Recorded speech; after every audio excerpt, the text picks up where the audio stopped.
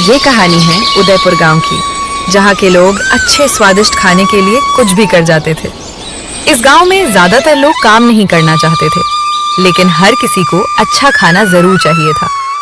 वहीं दूसरी तरफ मनोज खड़ा था, जो चुपचाप पूरी और सब्जी को देखे जा रहा था। काश मेरे पास भी इतने पैसे होते जिससे मैं भी कोई ठेला लगा पाता। वो कुछ देर बाद उसके पास आकर खड़ा रहता है। तभी बाहर ठेले वाला बोला, ओ भाई, लेना है तो लो, वरना रास्ता मत रोको। चलो चलो आगे बढ़ो, यहाँ खड़े मत रहो। अरे गुस्सा मत हो भैया, मैं जा रहा हूँ, पर मैं भी एक अपना ठेला खोलना चाहता हूँ। अच्छा, तू लगाएगा ठेला? चल चल अपने घर जा, ये तेरे बस की बात नहीं है। मनोज टूटे मन से अपने घर चला आता है। वो एक छोटी सी झोपड़ी में रहता था और उसकी एक पत्नी थी जिसका नाम सावित्री था। क्या हुआ, आज इतने उदास क्यों हो? मैं भी ठेला लगाना चाहता हूँ, लेकिन सब लोग मेरा मजाक उड़ा रहे हैं। लोग क्या कहते हैं वो मत सोचो, अगर तुम ठान लो तो सब कुछ कर सकते हो। सावित्री फिर कहती है, हमारे पास पैसे कम हैं, लेकिन हौसला कम नहीं है। अच्छा ठीक है, मैं भी कुछ करता हूँ, सेठ जी के पास जाकर बात करता हूँ। मनोज बिना समय गवाए वहाँ से निकल पड़ता है। अब वो सीधे गांव के सबसे अमीर आदमी सेठ जी के घर आ गया। कौन है बे सुबह सुबह? सेठ जी, मैं मनोज। क्या चाहिए?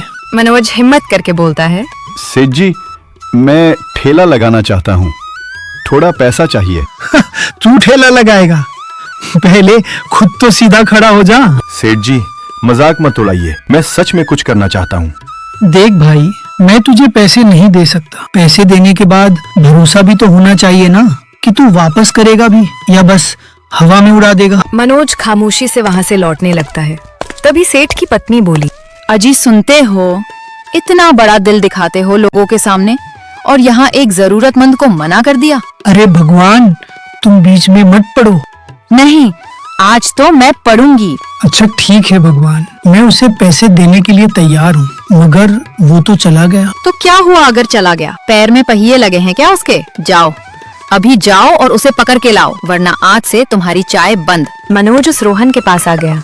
उसकी दुकान पर हमेशा लोगों की भीड़ लगी रहती थी। चलो कोई नहीं, सेठ ने पैसे नहीं दिए तो क्या हुआ, इसकी पूरी सब्जी ही खाकर देख लेते हैं। अरे तुम फिर आ गए? सिर्फ पुरी को देखने आए हो या कुछ लोगे भी? नहीं भाई, आज तेरी एक प्लेट पूरी सब्जी मुझे भी लगा, मैं टेस्ट करके देखता हूँ। चल, आज आखिर तूने खाने का तय ही कर लिया, वरना रोज सिर्फ देखता था। रोहन उसे एक प्लेट पूरी सब्जी दे देता है। इससे पहले कि वो कुछ बोल पाता, पीछे से सेठ जी उसके पास आ गए। अरे तुम यहाँ क्या कर रहे हो? अरे सेठ जी, क्या हुआ, आप मेरे पीछे क्यों आ गए? आपने तो मना कर दिया था ना, फिर क्यों?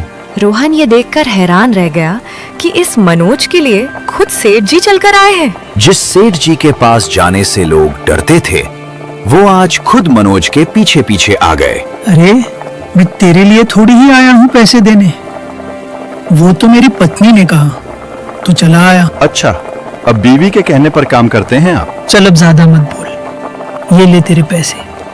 और हाँ, अगर जल्दी ही तूने पैसे नहीं दिए ना तो मैं तेरा ठेला उठा लूंगा। मनोज तुरंत वहाँ से निकल गया, पर उसे पता नहीं था कि सावित्री क्या कहेगी।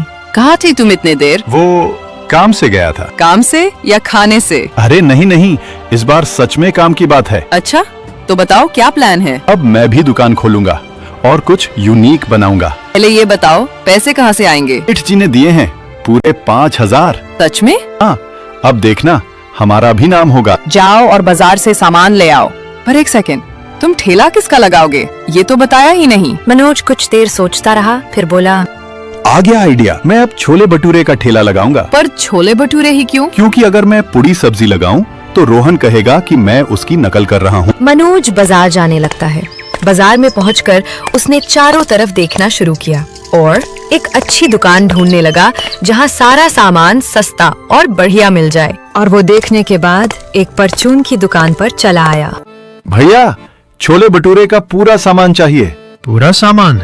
घर में शादी है क्या? नहीं भैया, बिजनेस शुरू कर रहा हूँ। ओहो, नया ठेला? हाँ, और ऐसा स्वाद होगा कि भीड़ लग जाएगी। पहले सामान ले जाओ, फिर भीड़ की बात करना। ठीक है, सबसे बढ़िया छोले दे दो। ये लो, एकदम वीआईपी छोले। और भटूरे का आटा? ऐसा आटा दूंगा कि भटूरे फुल गुब्बारा बनेंगे। बस वही चाहिए। भैया थोड़ा सस्ता कर दो। अरे भाई, ये दुकान है, फ्री का नहीं। अरे थोड़ा तो कम करो, मैं नया कस्टमर हूँ।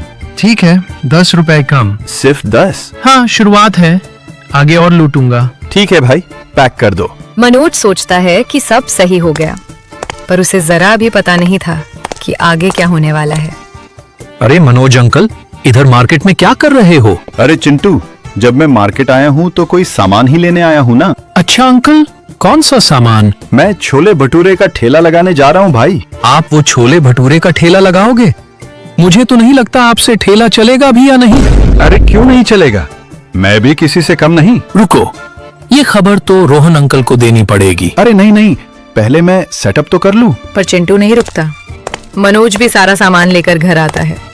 सावित्री घर में खाना बना रही होती है, फिर मनोज के पास चली आती है। आ गए? पैसे मिले या नहीं? मिल गए, पूरे 5000। अच्छा, सेठ ने इतनी आसानी से पैसे दे दिए? अरे नहीं, पहले मना कर दिया फिर बुलाकर पैसे दिए। अच्छा, तो सामान ले आए छोले भटूरे का? ये देखो, छोले भर के लाया हूँ। तो फिर देर किस बात की? चलो जल्दी से ठेला लगाओ। हाँ, पर पहले छोले भटूरे तो बना लूं। उधर चिंटू मनोज की बात बताने के लिए रोहन के पास चला गया। रोहन अंकल, बड़ी खबर है। अरे आराम से बोल, क्या हुआ? मनोज अंकल भी ठेला लगाने वाले हैं। क्या?